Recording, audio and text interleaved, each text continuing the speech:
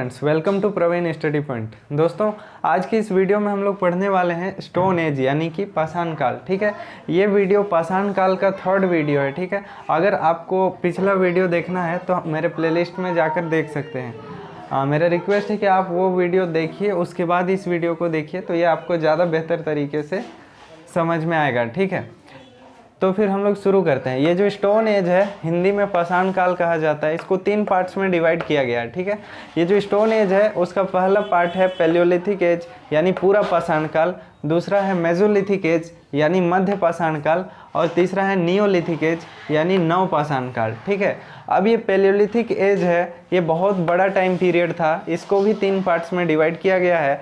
Lower Palaeolithic यानी कि निम्न पूरा पाषाण काल, मिडिल पैलियोलिथिक यानी कि मध्य पूरा पाषाण काल, और अपर पैलियोलिथिक यानी उच्च पूरा पाषाण काल। ठीक है, सबका अपना अपना टाइम पीरियड है। जैसे लोअर पैलियोलिथिक एज का 5 लाख से 50,000, मिडिल पैलियोलिथिक का 50,000 से 40,000, और अपर पैलियोलिथिक का 40,000 से 10,000, या कहीं कहीं पे 40,000 से 15,000 BC तक। ठीक है ना, तो इस तरह से स्टोन एज का पार्टीशन हमने पिछले वीडियोस में भी जाना था, और हमने यहाँ तक पढ़ लिया था कि लोअर पैलियोलिथिक, मिडिल पैलियोलिथिक और अपर पैलियोलिथिक में क्या क्या चीज़ें हैं। ठीक है, आज के वीडियो में हमें पढ़ना है कि मेसोलिथिक एज यानी मध्य पाषाण काल, इसकी विशेषताएं पढ़नी है और इसके साक्ष्य हमें कहाँ कहाँ से प्राप्त होते हैं। ठीक है, कौन कौन सी ऐसी चीज़ें हैं जो इस कालखंड से, इस टाइम पीरियड से शुरू हुई है। ठीक है, जैसे पशुपालन है और भी बहुत सारी चीज़ें हैं जो इस टाइम पीरियड से शुरू हुई है। ठीक है, और उसके बाद हम पढ़ेंगे नियोलिथिक एज। तो चलिए शुरू करते हैं मेसोलिथिक एज यानी मध्य पाषाण काल। तो दोस्तों, अगर हम लोग बात करें मेसोलिथिक एज की, मध्य पाषाण काल की, तो दोस्तों सबसे पहले तो हमें इसके बारे में ये जानना पड़ेगा कि ये जो मेसोलिथिक एज है वो स्टार्ट कैसे हुआ, इसकी शुरुआत कैसे हुई। ठीक है, तो दोस्तों इसकी शुरुआत को जानने के लिए सबसे पहले हम लोग जानते हैं कि पूरा पाषाण काल जो था यानी पैलियोलिथिक एज, उसके 3 पार्ट्स थे, और उसमें से भी सबसे लास्ट जो पार्ट था वो था अपर पैलियोलिथिक एज यानी कि उच्च पूरा पाषाण काल। और ये दोस्तों उच्च पूरा पाषाण काल जो था वो हिमयुग के लास्ट स्टेज के साथ साथ चल रहा था। जैसे ही उच्च पूरा पाषाण काल खत्म होता है, हिमयुग भी खत्म हो जाता है। ठीक है, हिमयुग की भी समाप्ति हो जाती है। हिमयुग की समाप्ति का मतलब ये था कि यहाँ का जो क्लाइमेट था, यहाँ की जो जलवायु थी वो चेंज हो जाती है, और जलवायु यानी कि क्लाइमेट चेंज होने से यहाँ पे गर्म और शुष्क मौसम आ जाता है, और गर्म और शुष्क मौसम के आने से छोटी छोटी वनस्पतियों का, छोटे छोटे जीव जंतुओं का उद्भव होता है। ठीक है, और जब छोटे छोटे जीव जंतु आ जाते हैं ना, तो यहाँ के लोग तो उससे परिचित नहीं थे। यहाँ के जो लोग थे, पहले के लोग, वो छोटे छोटे जीव देखा ही नहीं था उन्होंने। बड़े बड़े जीव थे, उनको मारने के लिए बड़े बड़े पत्थर, बड़े बड़े औजार बनाते थे। ठीक है, मान लीजिए शेर आ गया तो इतना बड़ा पत्थर साथ में खड़ा रखता था, मार देता था। ठीक है, उस समय वो लोग बहुत ताकतवर भी थे तो हो जाता था मैनेज। ठीक है, लेकिन जब मध्य पाषाण काल आया, क्लाइमेट चेंज हो गया, छोटे छोटे जीव आए, तो अब उनको बड़े पत्थर से तो मारना बहुत दिक्कत है ना। मारते भी थे तो मरता नहीं होगा, मतलब साइड में इधर उधर चिपक जाता होगा, पत्थर में ही चिपक गया मान लीजिए। तो उनको मारने के लिए उनको छोटे छोटे पत्थरों की आवश्यकता थी, छोटे छोटे औजारों की आवश्यकता थी। ठीक है, इसके लिए उन्होंने क्या किया कि हम लोग एक जगह देखते हैं राजस्थान में, बागौर। ठीक है, जब इसका पुरातात्विकों ने उत्खनन किया ना, तब उन्हें पता चला कि ये जो जगह है उसमें एक उद्योग है। ठीक है, यहाँ एक उद्योग मिला था उनको, और उस उद्योग को उन्होंने सूक्ष्म पाषाण उद्योग कहा।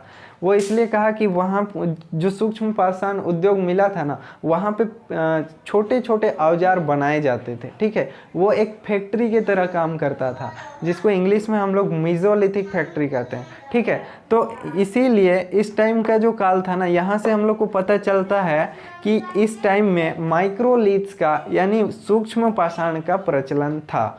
ठीक है, उसके बाद अगर हम लोग देखें तो मेसोलिथिक एज में प्रक्षेपास्त्र तकनीक का विकास होता है, यानी मारने के लिए, किसी का शिकार करने के लिए तीर कमान जैसे अस्त्र का विकास होता है। ठीक है, उसकी शुरुआत हम लोग यहीं से मानते हैं, तीर कमान। ठीक है, यहाँ पे पशुपालन की भी शुरुआत होती है।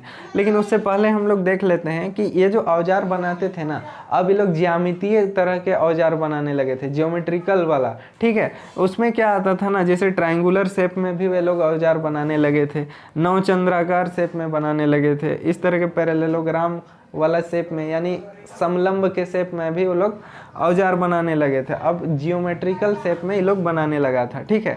तो इस तरह से यहाँ पे मध्य पाषाण काल में औजार बनाए जाते थे। पहले जो है ना वो पत्थर भी अलग अलग यूज किए जाते थे, अब यहाँ पे नए नए पत्थर भी यूज किए जाने लगे। पहले क्या था, पहले चट आदि, फिर और स्फटिक, ये सब यूज किए जाते थे। लेकिन इस काल में आने के बाद कैल्सीडोनी, फिर और अलग अलग तरह के पत्थर भी यूज किए जाने लगे, ठीक है। अब इसके बाद क्या होता है ना कि मध्य पाषाण काल में सबसे इम्पोर्टेंट जो है पशुपालन की शुरुआत यहाँ से होती है, ठीक है। पशुपालन की शुरुआत, और इसका साक्ष्य हम लोग को कहाँ से मिलता है, अगर हम लोग राजस्थान में बागौर जाएं और मध्य प्रदेश में आदमगढ़, यहाँ का जो उत्खनन को देखें तो हम लोग को पता चलता है कि यहाँ से पशुपालन का साक्ष्य मिलता है, ठीक है। हम लोग को क्वेश्चन आता है पशुपालन का साक्ष्य सबसे पहले किस काल से हुई, तो हम लोग आंसर मारेंगे मध्य पाषाण काल, ठीक है। पशुपालन का शुरुआत यहीं से होता है, ठीक है। यहाँ से ऐसा माना जाता है कि आग की खोज भी मध्य पाषाण काल यानी मेसोलिथिक एज से ही हुई है, ठीक है ना दोस्तों। अगर हम लोग एक और पेंटेड चीज़ देखें, इसका हम लोग साक्ष्य देखें, तो हमें एक जगह यानी कि एमपी में एक जगह है भीमबेटका, इसको कभी नहीं भूलना चाहिए। एमपी में यानी मध्य प्रदेश में एक जगह है भीमबेटका। भीमबेटका एक गुफा है, भीमबेटका की गुफा एक गुफा है, और ये 10 किलोमीटर के एरिया में फैला हुआ है, बहुत बड़ा है, ठीक है। 10 किलोमीटर के एरिया मतलब ये बहुत बड़ा होता है, तो इतने एरिया में फैला हुआ है। और इस 10 किलोमीटर के एरिया में फैली इस गुफा में लगभग 500 पेंटेड केव्स हैं, यानी 500 से भी अधिक चित्रित गुफाएं हैं। चित्रित का मतलब है ना कि इस टाइम के जो लोग थे, इन गुफाओं में पेंटिंग किया हुआ है, फोटो बनाया हुआ है, बहुत सारे जानवरों को, बहुत सारे पक्षियों का वहाँ पे चित्र बनाया हुआ है। लेकिन वो आज के चित्र नहीं है, आज के चित्र होते तो इतने इम्पोर्टेंट होते ही नहीं। ये जो चित्र है ना वो मध्य पाषाण काल के हैं, या फिर इससे पहले पैलियोलिथिक एज था, पूरा पाषाण काल। उस टाइम के भी जो लोग थे वो इस गुफा में रहते थे और यहाँ पे पेंटिंग करके गए हैं, ठीक है। और इसके बाद का जो काल है नवपाषाण काल, नियोलिथिक एज, उस टाइम के जो लोग थे ना वो भी भीमबेटका की गुफा में रहते थे, वहाँ पे भी पेंटिंग वो लोग भी करके गए हैं, ठीक है। तो उन लोगों ने किन चीज़ों का उन्होंने पेंटिंग बनाया, तो इसको जानते हैं हम लोग। देखिए वो लोग जो रहते थे ना वहाँ पे, वो अपने आसपास जो चीज़ें देखते थे, वो जिन चीज़ों से रूबरू होते थे, उन्हीं चीज़ों को उन्होंने जहाँ रहते थे वहाँ पे पेंटिंग कर दिया, चित्र बना दिया, ठीक है। जैसे वहाँ पे वो लोग जिन जानवरों का शिकार करते थे, जिन पक्षियों को वो रोज़ आसपास देखते थे, जिस तरह के लोग वहाँ देखते थे अपने आसपास, तो उन सारी चीज़ों का उन्होंने पेंटिंग बना दिया। जिन पेड़ों से वे फल खाते थे उन पेड़ों का फल बना दिया। तो इस तरह से वे जिन चीज़ों से रोज़मर्रा की ज़िंदगी में रूबरू होते थे उन चीज़ों का यहाँ पे पेंटिंग बनाया हुआ है, ठीक है। और यहाँ का जो पेंटिंग है ना वो पूरा पाषाण काल, मध्य पाषाण काल, नवपाषाण काल सब समय का है, ठीक है ना। उसके बाद यूपी, यानी कि अगर हम लोग यूपी में मिर्ज़ापुर को देखें तो यहाँ पे एक बेलन नदी घाटी है दोस्तों। ये जो बेलन नदी घाटी है ना, यहाँ पे पैलियोलिथिक एज जो था, जो मध्य पाषाण काल से पहले था, इसमें क्या है, इसमें 3 पार्ट्स थे, मैंने बताया था कि लोअर, मिडिल और अपर, ठीक है। निम्न पूरा पाषाण, मध्य पूरा पाषाण और उच्च पूरा पाषाण। तो इन तीनों स्टेजेस के, तीनों अवस्थाओं के यहाँ पे साक्ष्य मिलते हैं हम लोग को, कहाँ पे, बेलन नदी घाटी में। और इसके साथ साथ मध्य पाषाण काल और नवपाषाण काल, इनके भी साक्ष्य हम लोग को यहाँ मिलते हैं। तो इतिहास की दृष्टि से ये बेलन नदी घाटी जो है ना दोस्तों, वो बहुत ही इम्पोर्टेंट, यहाँ पे बहुत ही महत्वपूर्ण हो जाता है हमें इतिहास की दृष्टि से, पुरातात्विक दृष्टि से, ठीक है ना। इसके बाद हमने राजस्थान के बागौर को तो देखा ही, वहाँ पे सूक्ष्म पाषाण उद्योग हमने किस तरह से उत्खनित करके पाया था, वहाँ पे सूक्ष्म पाषाण उद्योग मिला। और इसी से हमें पता चला कि यहाँ पे मेसोलिथिक जो यहाँ पे जो मेसोलिथिक एज जो था उसमें माइक्रोलिथ्स का अस्तित्व था, ठीक है। तो इस तरह से हमें मेसोलिथिक एज में ज़्यादा नहीं पढ़ना है, इतना बहुत हो जाता है मेसोलिथिक एज में, ठीक है, इतना याद रखना बहुत है। ये जो मेसोलिथिक एज है, पैलियोलिथिक एज और नियोलिथिक एज, ये जो मेसोलिथिक एज है वो पूरा पाषाण काल और नव पाषाण काल के बीच का संक्रमण काल है, ठीक है। अब क्यों है, तो ये जो पहले का काल था पैलियोलिथिक एज यानी कि पूरा पाषाण काल, और इसके बाद का जो एज था नियोलिथिक एज, ठीक है, और नियोलिथिक एज यानी कि नव पाषाण काल। तो इन दोनों में बहुत बड़ा परिवर्तन है, लेकिन इतना बड़ा परिवर्तन एक ही बार तो नहीं आएगा, धीरे धीरे धीरे धीरे चेंजेस होके आता है। तो इसको क्या बोलते हैं ना, संक्रमण काल बोलते हैं। तो ये जो मेसोलिथिक एज है उसको पैलियोलिथिक और इधर का नव पाषाण, ठीक है, इन दोनों के बीच का संक्रमण काल कहते हैं। क्यों? क्योंकि ये इन दोनों एजेस को कनेक्ट करता है। एजेस यानी दोनों कालखंडों को आपस में जोड़ने का काम करता है, कनेक्ट करने का काम करता है। इसलिए ये जो मेसोलिथिक एज है, मध्य पाषाण काल है, इन दोनों के बीच का संक्रमण काल कहलाता है, ठीक है। तो चलिए अब हम लोग शुरू करते हैं नव पाषाण काल, इसके बाद नव पाषाण काल आता है। दोस्तों अगर हम लोग नव पाषाण काल की बात करें, नियोलिथिक एज की बात करें, तो ये मेसोलिथिक पीरियड के बाद नियोलिथिक पीरियड आता है जो कि नव पाषाण काल है। अगर विश्वव्यापी दृष्टिकोण से देखें तो इसका जो कालखंड है वो 9000 से शुरू होता है, और अगर भारत की दृष्टि से देखें तो यहाँ पे 7000 से ज़्यादा पुरानी बस्ती भारत में नियोलिथिक एज की यानी नव पाषाण काल की हम लोग को नहीं मिलती, ठीक है। और लगभग 1000 बिफोर क्राइस्ट की बस्ती भी हम लोग को मिलती है। तो हम लोग मान के चलते हैं कि 7000 से 1000 BC तक भारत में नव पाषाण काल की अवस्था एग्जिस्ट करती थी, ठीक है ना। ये जो 9000 BC है, यहाँ से शुरुआत होता है नव पाषाण काल का विश्वव्यापी परिप्रेक्ष्य में, ठीक है। इसका मतलब है, देखिए समझिए, यहाँ पे ये जो पश्चिम एशिया था, जिसे पश्चिम एशिया, वहाँ पे मानव की खोज ही 26 लाख ईस्वी पूर्व हुई थी, ठीक है। अब भारत में 5 लाख ईसा पूर्व से ज़्यादा पुराने साक्ष्य भारत के मानव के नहीं मिलते हैं, ठीक है। तो वहाँ पे जब उद्भव ही जल्दी हुआ था तो वहाँ पे डेवलपमेंट भी तो जल्दी होगा, विकास भी तो जल्दी होगा, इसीलिए वहाँ पे जल्दी विकसित हो गया था। जितना भी ये सब कल्चर जो है ना, वहाँ जल्दी विकसित हो गया था। इसलिए 9000 BC में ही विश्वव्यापी दृष्टिकोण से पश्चिम एशिया में नव पाषाण काल आ जाता है, ठीक है। लेकिन भारत में ये डेवलपमेंट, ये अवस्था आने में थोड़ा लेट लगता है, इसीलिए इसको हम लोग 7000 ईसा पूर्व से मानते हैं, ठीक है ना। 7000 ईसा पूर्व से लगभग 1000 ईसा पूर्व तक, ये जो 7000 ईसा पूर्व से हम लोग इसका शुरुआत मानते हैं। हम लोग को सबसे पुरानी बस्ती नव पाषाण काल की मिली है, वो है मेहरगढ़, ठीक है ना। पाकिस्तान के, आज के पाकिस्तान के बलूचिस्तान में है। पहले ये भारत में ही हुआ करती थी, लेकिन अब पाकिस्तान अलग हो गया, तो ये पाकिस्तान के बलूचिस्तान प्रांत में मेहरगढ़ है, जो कि 7000 ईसा पूर्व की नव पाषाण कालिक बस्ती है, ठीक है ना। तो इससे पुरानी बस्ती हमें और नहीं मिलती है। इसके बाद हम अगर देखें तो विंध्य पर्वत वाला कुछ इलाका है, जो कि मध्य प्रदेश में विंध्य पर्वत वाला इलाका है। यहाँ पे हम लोग को 5000 ईसा पूर्व, 5000 बिफोर क्राइस्ट की बस्ती मिली है, ठीक है। अगर इसके बाद देखें तो दक्षिण भारत में हम लोग को 2500 बिफोर क्राइस्ट की भी नवपाषाणिक बस्ती मिलती है। दोस्तों इसे हम, जैसे ये नियोलिथिक एज है ना, एक बात समझिएगा बहुत अच्छे तरीके से कि ये जो नियोलिथिक एज है, नवपाषाण काल है, और यहाँ पाषाण काल के जितने भी एज हैं, इसको टाइम से नहीं बांटा जाता है, इसको जो डेवलपमेंट है उस हिसाब से बांटा गया है, ठीक है ना। डेवलपमेंट के हिसाब से बांटा गया है और साथ में जलवायु परिवर्तन के हिसाब से बांटा गया है। तो फिर जहाँ पे डेवलपमेंट जल्दी आया वो जल्दी नवपाषाण कालिक बस्ती हो गया, ठीक है।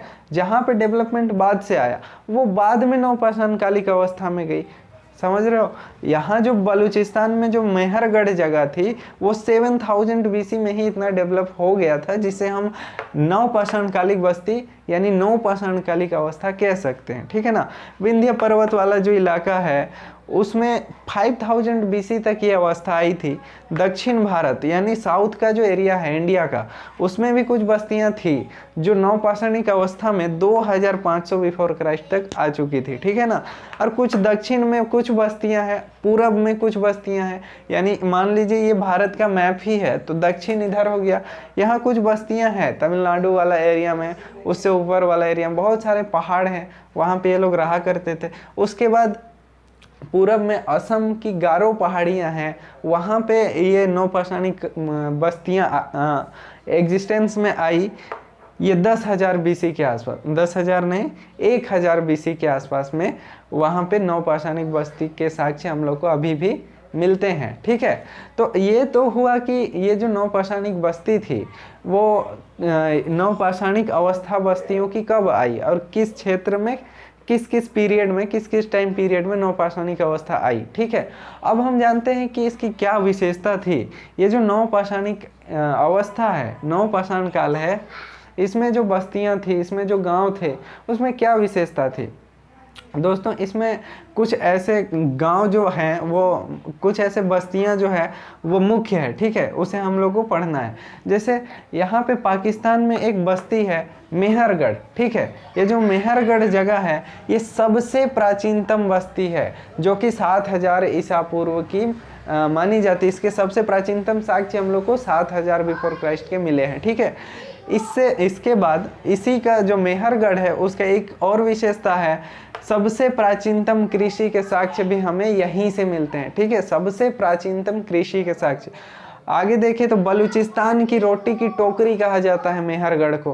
पाकिस्तान के बलूचिस्तान प्रांत में एक जगह है मेहरगढ़, जो कि आर्कोलॉजिकल साइट है, 7,000 बिफोर क्राइस्ट में वहाँ एग्जिस्टेंस में थी। ठीक है ना, वहाँ गेहूं और जौ उगाया जाता था और ये गेहूं की अत्यधिक मात्रा वहाँ पे उगाई जाती थी, इसलिए इस बस्ती को मेहरगढ़ की बलूचिस्तान की रोटी की टोकरी कहा जाता है। ठीक है, बलूचिस्तान की रोटी की टोकरी बहुत इंपॉर्टेंट क्वेश्चन है। यहाँ जो मेहरगढ़ है दोस्तों, यहाँ भैंस पालन के सबसे प्राचीनतम साक्ष्य हम लोग को यहीं से मिलते हैं। ठीक है, एक जगह है, अगर हम लोग देखें उत्तर प्रदेश में इलाहाबाद में एक जगह है कोल्डिहवा। ठीक है, ये सब नवपाषाणिक बस्तियां हैं, नियोलिथिक एज की बस्ती है। ठीक है, ये जो कोल्डिहवा है, कोल्डिहवा धान और चावल के सबसे प्राचीनतम साक्ष्य हम लोग को कोल्डिहवा से मिलते हैं। ठीक है, ये क्वेश्चंस आते हैं एसएससी के एग्जाम में आते हैं और बहुत जगह मल्टीपल चॉइस में ये सारे क्वेश्चन पूछे जाते हैं दोस्तों। ये जो कोल्डिहवा है ना जगह, ये धान और चावल के सबसे प्राचीनतम साक्ष्य यहाँ पे मिलते हैं कोल्डिहवा में। ठीक है, ये जो नवपाषाणिक बस्तियां थी उसमें कश्मीरी नवपाषाणिक संस्कृति को एक अलग तरह से विशेषता दी जाती है। कश्मीर के और जो नवपाषाणिक बस्तियां थी उसकी कुछ अलग विशेषताएं हैं। ठीक है, उसमें ये जो बुर्ज होम है, ये गुफ कराल है, ये कश्मीरी नवपाषाणिक बस्ती के अंदर आती है। ठीक है ना दोस्तों, ये जो बुर्ज होम है ना, बुर्ज होम, इसका अर्थ होता है बुर्ज का वृक्ष। ठीक है, मतलब बुर्ज वृक्ष का स्थान। ये जो बुर्ज होम है इसका अर्थ होता है बुर्ज वृक्ष का स्थान। ठीक है, ये जो बुर्ज होम है ना, इस जगह में क्या था कि मानव के साथ, मानव जब मर जाता था, इंसान जब मर जाता था तो उसको वहाँ दफनाने की विधि थी। ठीक है ना, दफनाया जाता था इंसानों को। लेकिन यहाँ खासियत क्या है कि इंसानों के साथ उनके कुत्तों को भी दफना दिया जाता था। कुत्ते जो होते थे, उनके जो मालिक होते थे, जब वो मर जाते थे तो उनके साथ उन कुत्तों को भी दफना दिया जाता था। ठीक है, तो इससे क्या पता चलता है, लोग मरने के बाद के जीवन के बारे में भी कल्पनाएं करने लगे थे, उनमें भरोसा करने लगे थे। उनका ऐसा मानना उस समय ये उनका मानना था कि मरने के बाद भी एक अलग दुनिया होती है। ठीक है, इसीलिए वे लोग साथ में उनके कुत्तों को भी दफना देते थे। ठीक है ना, अब यहाँ पे बुर्ज होम में एक और बहुत बड़ी विशेषता है, गर्तावास। ठीक है, बुर्ज होम में क्या था कि जो लोग झील के किनारे रहते थे, वो लोग झील के किनारे अक्सर ये होता है ना कि बहुत ठंडी हवाएं चलती है। ठीक है, अगर बड़ा झील है तो वहाँ पे ठंडी हवाएं चलती है, और ये तो वैसे भी कश्मीर वाले इलाके में, पहाड़ी वाले इलाके में, ठंडे प्रदेश में, तो इन ठंडी हवाओं से बचने के लिए ये लोग क्या करते थे कि गड्ढे खोद लेते थे, ज़मीन में गड्ढे खोद लेते थे और उसी के अंदर रहा करते थे। ठीक है, तो इन्हीं गड्ढे को गर्तावास कहा जाता है। इन्हीं गड्ढे वाले जो आवास मिले हैं ना बुर्ज होम में, इनको गर्तावास कहा जाता है। ठीक है, अब ये गड्ढे में रहते थे, वहाँ ठंडी हवाएं चलती थी, तो इनका जीना खाना कैसे चलता था? ये लोग मछली पकड़ते थे, उन झीलों में जो मछली पाई जाती थी उनको पकड़ते थे और उनसे अपना जीवन यापन करते थे। या फिर वहाँ पे जंगल से जो जानवर आते थे उस झील के किनारे पानी पीने, ये लोग उनका शिकार कर लेते थे और इनसे बुर्ज होम के जितने भी निवासी थे, जैसे गर्तावास में जो लोग रहते थे, उनका जीवन यापन होता था। ठीक है, यहाँ पे एक जगह और है गुफ कराल। ठीक है, इसका अर्थ होता है कुम्हार की गुफा। ठीक है, यहाँ भी गर्तावास के साक्ष्य मिले हैं और हड्डी के उपकरण भी मिले हैं। दोस्तों एक और जगह है चिरांद। दोस्तों ये जगह बिहार में स्थित है। बिहार के पटना से अगर वेस्ट में हम लोग 40 किलोमीटर जाते हैं तो यहाँ पे एक जगह हम लोग को मिलती है जिसका नाम है चिरांद। ठीक है, ये 4 नदियों के संगम के स्थल पर है। यहाँ जो है ना, यहाँ पे हिरन के हड्डियों के उपकरणों के हम लोग को साक्ष्य मिलते हैं बहुत ज़्यादा मात्रा में।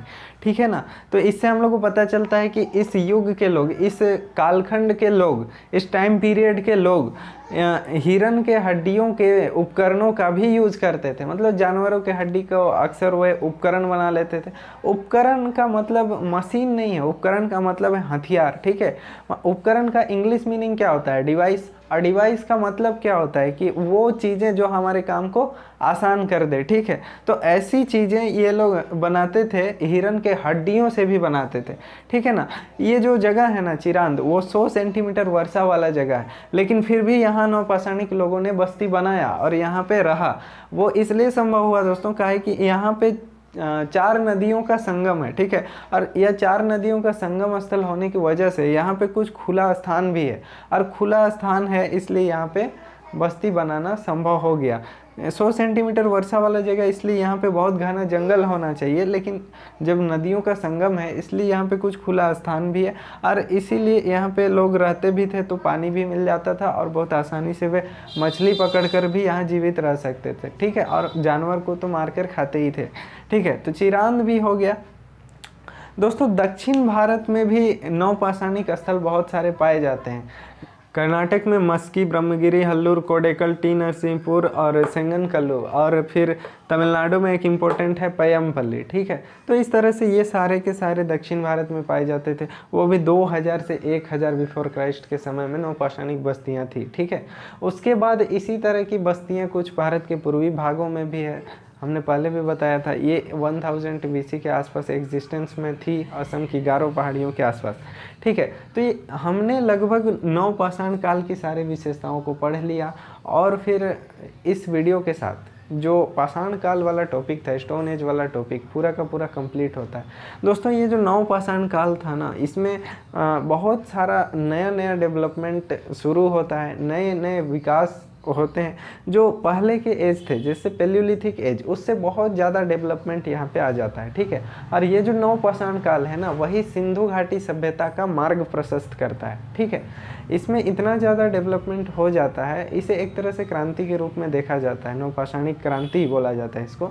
यहाँ बहुत सारे चीज़ें आती है, जैसे कि कृषि का विकास होता है, पशुपालन का विकास होता है, चकमक उद्योग का विकास होता है, पॉलिशदार उद्योग का विकास होता है। ठीक है, तो ये सारी चीज़ें एक तरह से समाज का निर्माण करती है, कल्चर का डेवलपमेंट करती है, और ये धीरे धीरे एक नगर के रूप में विकसित होता है। और यही जो टाइम पीरियड था वो सिंधु घाटी सभ्यता का भी मार्ग प्रशस्त करता है। और सिंधु घाटी सभ्यता के साथ साथ हम लोग एक तांबे की खोज हो जाती है, एक धातु है, धातु में सबसे पहले तांबे की खोज होती है, कॉपर की। तो फिर सिंधु घाटी सभ्यता के साथ साथ ताम्रपाषाण काल भी चलता है। तो इन सारी चीज़ों को हम लोग डिस्कस करेंगे, इनके बारे में सारी विशेषताएं पढ़ेंगे, इनके कॉन्सेप्ट को जानेंगे। तो फिर यहाँ पे पाषाण काल ख़त्म होता है। ये जो न्यू लिथिक एज है वो सिंधु घाटी सभ्यता का मार्ग प्रशस्त करती है। ठीक है, तो अगले वीडियोस में हम लोग पढ़ेंगे दोस्तों सिंधु घाटी सभ्यता और ताम्रपाषाण काल के बारे में। ठीक है, तो दोस्तों आज के लिए इतना ही। मिलते हैं अगले वीडियोस में, तब तक के लिए धन्यवाद।